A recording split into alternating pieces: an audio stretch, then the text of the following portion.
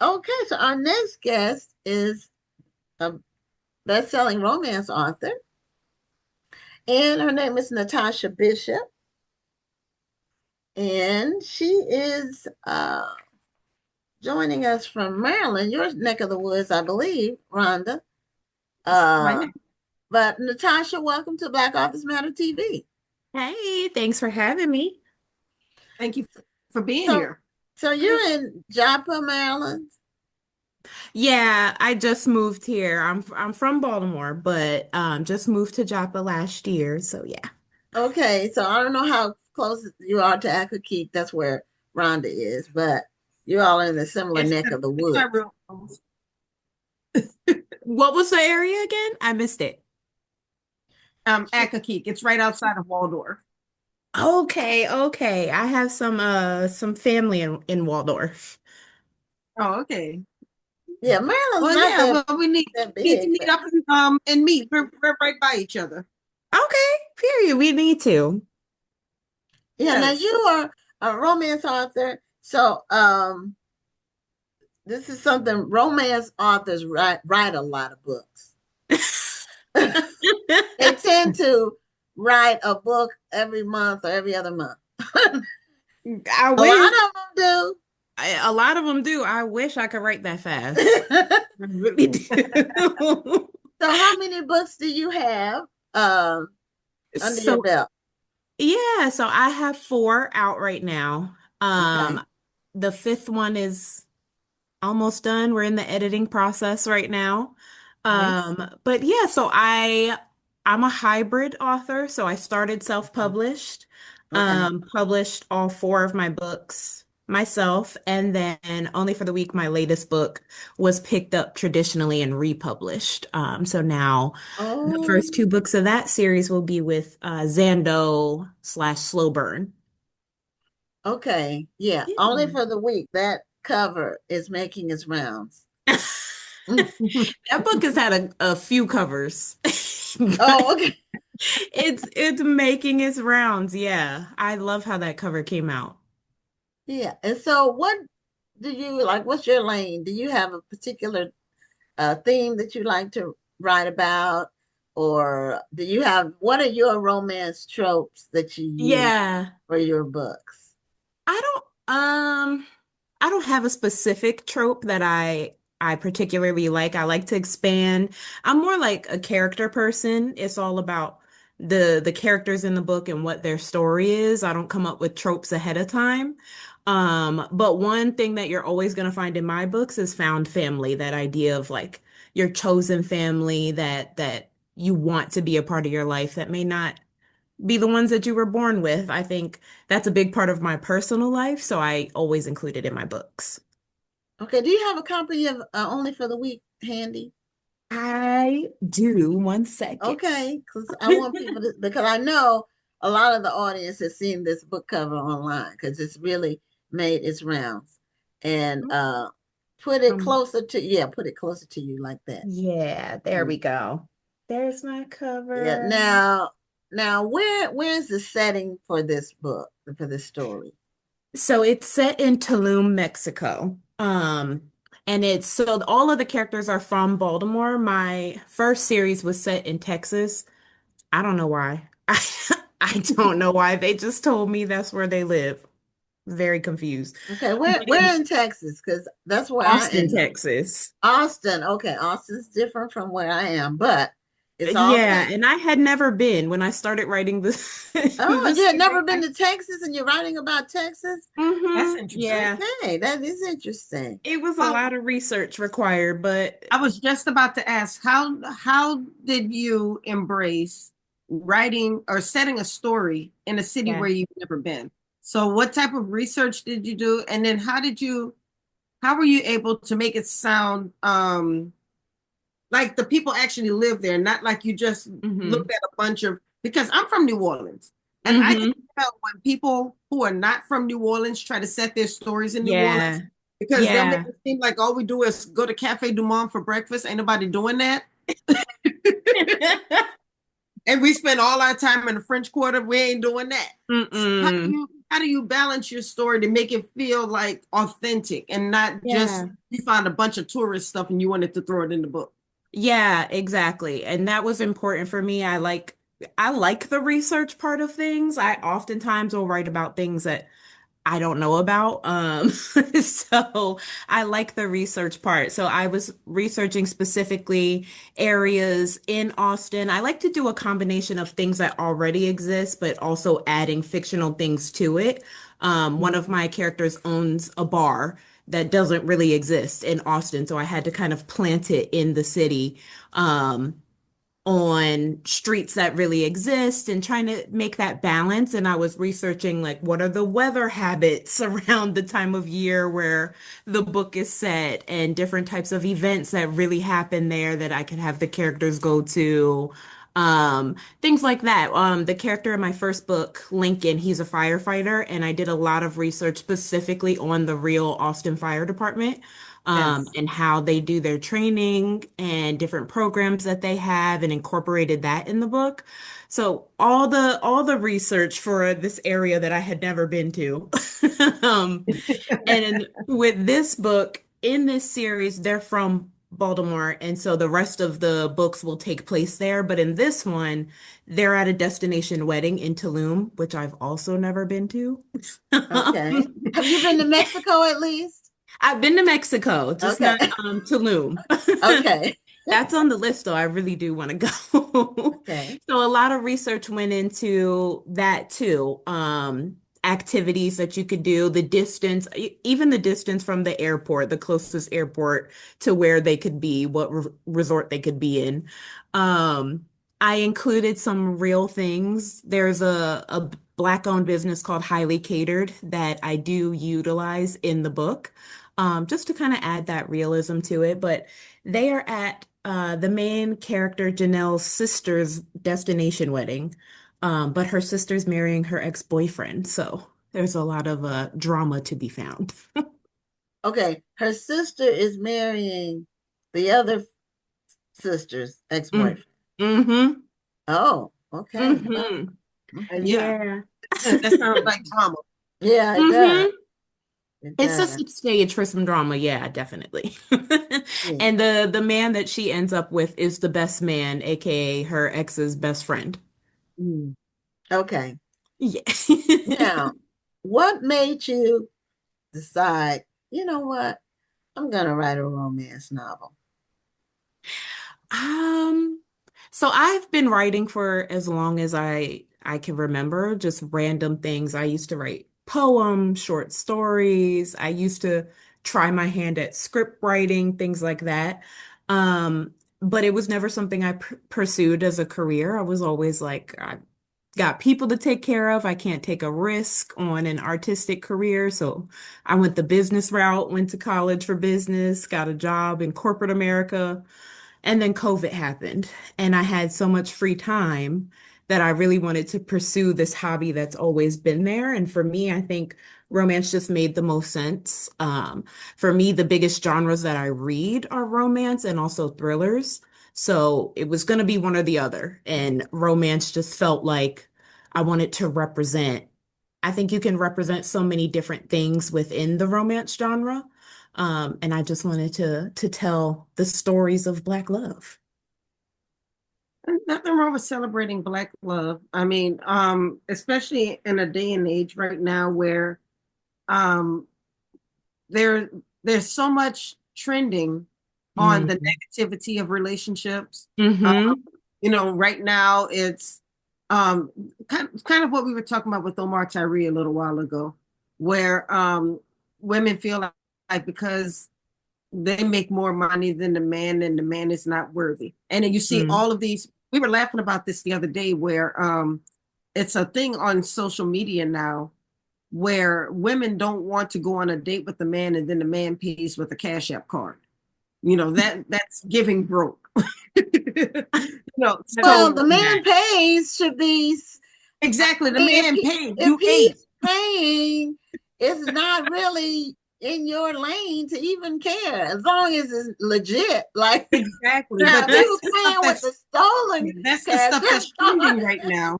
And then the list of everything that the man cannot be. There's a long list, and now then the men came back with a long list of everything that the woman can't be. She Oh can't have my God. more than one baby daddy. She can't do this. She can't do that. You know. So Mm, now there's this battle going on. So I say all of that to say it's nice when we just celebrate Black love, yeah. when you can let your guards down just long enough to say I love you and I care about you and Hmm. I'm going to pursue you. Right. And even through the hard times, I think a lot of people look down on Black romance, the, trauma of it all, which you're gonna find that in any romance. Yeah. I don't care what it is because you're writing about human beings. So everybody comes from some sort of emotional trauma, some sort of pain point. It's about finding yourself within that and then finding that vulnerability or that capability to be vulnerable with someone else, and growing together. So it doesn't have to be an easy story, but it's a real story. Yes, absolutely. Yeah. Yeah, and we hear that from a lot of the romance authors that we have on that they just want to write about Black love. And I just want to co-sign what Rhonda said. What I see are women who have a long list of the things that the guy has to have. Like it's a Right. long list. And I tell them, look, you need to put three things that are a no-go. A non-starter, the three things either he has to have, Mm-hmm. preferably that he has to have, or three things that he can't have. Now, There Right. needs to let me be just a caveat with short this too, list. though. Let me Okay. just caveat with this. Okay.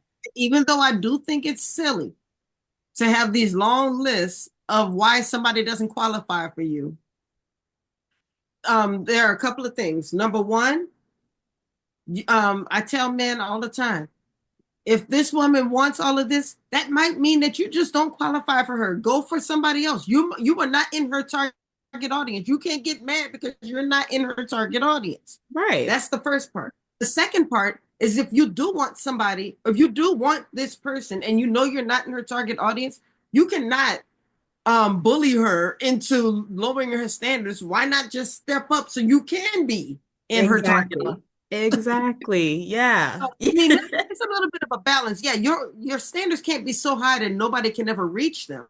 But at the same time, if you know that this is the woman that you want and this is what she wants, then step up and do what you need to do to be a part of that. Don't just sit in your squander and then get mad because she doesn't want to come down to the squander too. Exactly. Okay. I have a different point of view on it. But anyway, I think, okay, some of the things are like if the list is too long of specific things. Yeah, I agree. Okay. From the female point of view, I'm telling you, you're not going to find this person. They're not human. This She is won't tell me not alone. he's not a machine. When you got 20 things, the likelihood, and I told you one of my favorite courses is statistics and probability. The likelihood of any person, well, one, that somebody would have all 20. Two, that you Ain't would nobody meet gonna them. have all 20. Two, that you would meet them. It's not I think gonna it's I think it's okay to have the list. I think you just need to know what you're willing to compromise on and Yeah, what you're not. yeah. And I think on You the other gotta side of you that, gotta like, you gotta compromise on something. Yeah, right. Yeah, everybody, you that's need a to know what relationship is what you're about willing give to and take. compromise on and what you're not and stand 10 toes down on that. And on the other side, if you can't meet what's being requested, don't waste their time. Get out of here. Go Well, find and here's the somebody other thing. The in woman your should not league. give the man the list. The list is for her, not for him. He has to already be those things. And giving him a list of things that he's not Hmm.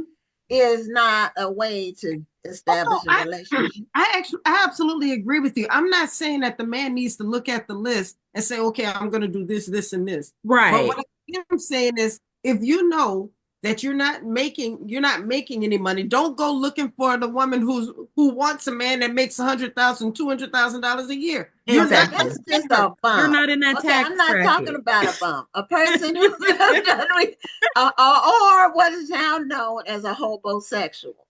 So if y'all Wait, don't what? know what that is, go look it up on TikTok or look it up when we get off of this show. There is a thing. But I There's think I think you don't even have to show the homosexual. man the list. I think the man who wants to Yeah, No, don't show the man continue the don't list. show the man the list. So that's one thing you were exactly. saying. He didn't qualify. He looked at it and he saw he wasn't those things. He should never even know about your Right. list. That's I for think he'll be you. able to figure it out by Yeah, if that's for he's you to pursuing weed you, people he's going to out. be able to know who you are and what you want. And if you can provide those things, great. But if you can't provide those things, don't waste our time. Natasha, you need to write a story about that. Write a little That's romance true. about That would a be a lady. good book. And I don't write romance, but I might do something on this. About a hobosexual? No, no, but that Oh, go The online. I'm homosexual telling who you. stepped up. Yeah, yeah. You all go on YouTube or I don't know, but I know it's on Facebook, Instagram, on TikTok. Go on there, type it in. You'll see the videos. These are men who are telling other men how to be basically bums oh my with gosh. and live on a Mm-mm. woman. Live on a woman. That's a thing now. Oh. Men, some low down trifling men are looking for women they can live off of. Hmm. It's horrible, and shame on them. But women need to be discerning, and but I believe in. And I don't know. I know people are meeting online now, so it's different. Hmm. But there's no substitute for meeting a person and getting a vibe or love connection or feeling about the person. I don't think the online can substitute for that. Well, I Natasha, don't know because go people ahead. fool you in real life. They You can do, meet they a do, but serial they can killer in the lie a grocery lot store. more easily This is true. online. They can lie a lot. They can't lie about their height and their looks when you meet them. And then when you see them face to face, they're like a troll. So you need So funny. I'm just saying there's no substitute for Natasha, the face to Tony face. Benita, we Anyway, did get a comment that Tony Benita said that she enjoyed only for 1 week, or excuse Oh, me, only thank for the you. week. So yeah, can it's you tell really us? selling. I love to play on words, by the way. I mean, because Yeah. when you first said it, I was thinking WEAK, but it's Oh, WEEK. So can you tell us about that story? yes. Okay. So the whole book takes place over 2 weeks' time. They're at this destination wedding. Okay. The wedding's going to be one particular week, but the week before the wedding party, the bridal party is going to be there. They're supposed to be relaxing before all the wedding festivities come. The families swarm in just to relax and be together. But Janelle, that's the main female character. Her sister is being a bridezilla, which is crazy considering she's marrying Janelle's ex, and treating Janelle so horribly. And Rome, the best man, who's always had a thing for Janelle, but he distanced himself because that was his boy's girl. But now, his boy is marrying the girl he wants' sister. So he's like, all bets are off. So he Okay. sees that Janelle's sister is stressing her out, and he's like, let's make an arrangement. I can be your stress reliever for the time that we're here, and that's it. No strings past then, even though he knows he wants strings past then. He's just taking what he can get. And she's like, I can't agree to the whole time because we could get caught once more people are here and I don't want drama. So they agree to only for the week that the bridal party is there alone to sneak around and have their little rendezvous. But that Interesting. turns into longer than that. Oh, Interesting. okay. Yeah, because you can't have no strings attached. Fun. I'll just say fun. And my daughter Yeah. recently got married, so she got married June 14th. So Oh, there, yeah, so there's a newlyweds phase still. And oh, I He's a hope very y'all nice didn't young have man. drama like this book. Well, we didn't have drama. No, no. The drama that they had was some people didn't. They had a big wedding party, but Mm, not everyone adhered to what they originally had talked about when they were Mhm. planning. So, mm. that created a little stress, but Yeah. not with the couple. Good. As long Not as with they're the couple. good. Everything went, and it was really, really nice and beautiful. Oh, And good. yeah, I posted some pictures of the couple. And so now I became aware of you and your book by seeing this cover everywhere. And then you were also at the Black Romance Book Fest, I believe. Were you there? Yeah, Okay. I So, was there. It yeah. was a So, time. yeah, that whole romance, um, the fan base for romance, for Mm-hmm. Black romance, is Yes. very committed. It's very loyal, Yes. and it's large. It's very large. It doesn't get a lot of credit, at least Hmm. outside of the community. It doesn't get Right. a lot of credit. You know, if you Hmm. ask people outside of the community, they're like, Black books don't sell, Black readers don't support their authors.